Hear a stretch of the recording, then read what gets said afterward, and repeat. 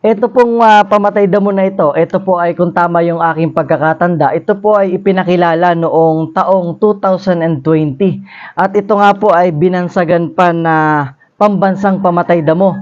At napakarami pong gumagamit ito hanggang ngayon dito po sa atin sa buong Pilipinas at maaring isa po kayo sa mga nakagamit nito. Pero marami pa rin po akong nababasa sa comment at nakikita ko sa post sa Facebook kung ito daw po bang pamatay damong ito ay pwede nating i-apply kapag ang ating pong palayan ay walang tubig, at yung iba naman tinatanong nila kung pwede din daw po itong i-apply kapag ang ating naman palayan ay may tubig. At meron pa rin pong nagtatanong kung saan daw po ito mabibili at kung paano daw po ito gamitin sa atin pong mga palayan. So yan po ang ating sasagutin ngayong araw.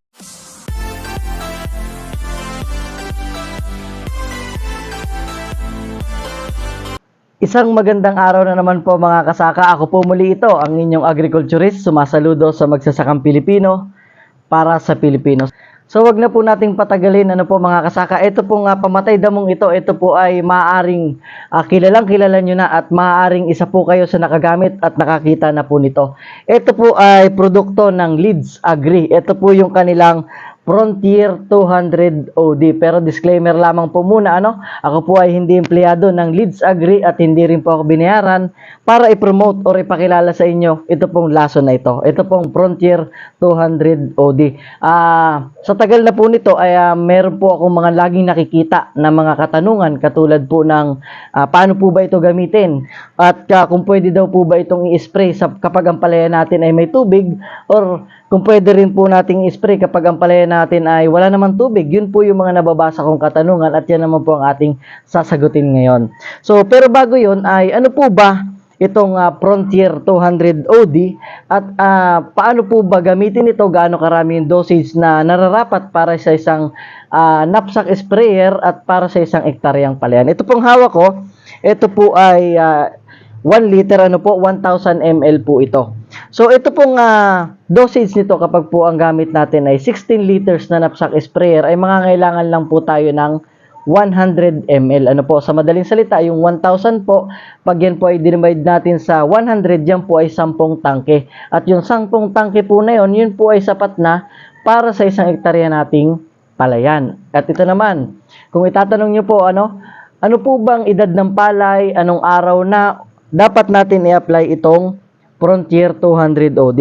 By the way, ito po ay isang post-emergent herbicide at isa din po itong broad spectrum. Ibig sabihin po, kayang patayin ng grasses, kayang patayin ng sedges, at kayang patayin din po yung mga broadleaves. Alam nyo na naman po siguro sa dinami-dami na ng vlog ko yung mga common weeds dito sa Pilipinas na tumutubo. Nandyan po yung mga tres cantos, trigo-triguhan, palay maya, kawad-kawad, pulang puwit, gabi-gabi, silisilihan, at napakarami pa pong iba. Yun po ay categorized dun po sa tatlo na grasses, sedges, at saka broadleaves. At yung mga common po na tumutubo dito sa Pilipinas, syempre, yan po yung pinag-aaralan ng mga scientists at kaya sila nag-iimbento ay para po mapatayan.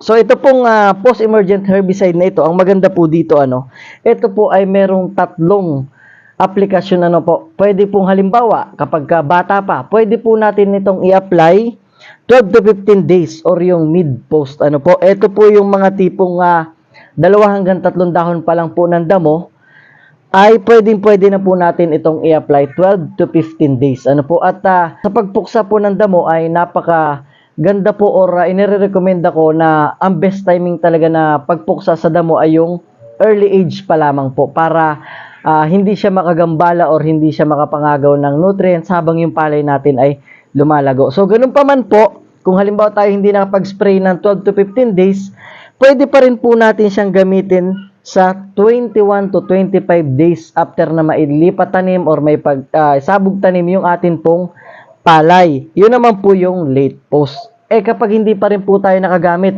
ng 25 days na ang ating palay, pwede pa rin po ba ito? Ito po yung kagandahan. Sabi ko nga, ito po ay meron tatlong window of application sa palay. Yung pinakahuli po, yun po yung sinasabing rescue na. Dahil talagang napakalalaki na po ng damo. Yun na po yung ang damo ay umiidad na ng 40 days ano po after na maitanim natin or mailipat tanim yung atin pong palay. So pwede pa rin pong gamitin ito pong frontier natin hanggang 40 days ano po. Yan. At ito na nga po mga kasaka, no, para sa mga nagtatanong kung ito po bang frontier ay pwede nating i-apply kapag po yung ating palayan ay tuyo ano. Inire-recommenda po na gamitin itong frontier ang atin pong lupa ng palayan or at taniman ng ating palay ay masa-masa or yung meron po siyang moist. Ano po, hindi po yung tuyong-tuyo. Ano po? At para naman po sa mga nagtatanong kung pwede daw po itong gamitin sa may tubig yung atin pong palayan. Kaya po ng sinabi ko, mas maganda po yung tinatawag na sanap-sanap lamang. May tubig siya pero hindi sobrang dami. Ano po? Mamasa-masa po yung lupa ng atin pong palayan. Yan po yung pinakamagandang mag-apply tayo ng Frontier 20 OD. At kung kayo man po ay isa sa mga nakagamit nito, i-share nyo po yung inyo pong experience kung naging epektibo po ba ito para naman mabasa po ng atin pong ibang mga kasaka na nanonood at nagbabasa nito at na kung hindi pa man sila nakakagamit ito ay makagamit sila para po mapatay yung mga pesting damo sa atin pong mga palayan. At syempre kapag patay ang damo, hindi naagawan ng nutrients ang atin pong palay, isa lang po ang ibig sabihin yan, madadagdagan or hindi mabubuwasan ang atin pong ani. So yan, kung meron pa po kayong mga katanungan mga kasaka about dito po sa Frontier at mga hindi ko po nasabi, ay pwede po kayong mag-comment sa atin pong comment section at sa susunod na videos po ay atin pong sasagutin yan. Ano? At siguro po nagtataka kayo, makikita nyo po ay meron pa po ditong isang lason. Ito po ay isang herbicide din po ano, na magaling. Ito naman po yung Noblec 120 ni UEC. Kung gusto nyo pong mapanood yung review po nito, kung paano po ito gamitin, para saan at kailan po ito ginagamit, ay huwag niyo pong kalimutang mag-subscribe at ibibideo ko po ito sa sunod, i-upload ko para inyo rin pong mapanood at masagot yung inyo pong ibang mga katanungan kung kayo po ay gagamit or nakagamit na ng Noblec 120 ni UEC. Ito naman po ay produkto po ng Corteva Agriscience. So ayan po, maraming salamat po sa laging pagsuporta at panonood.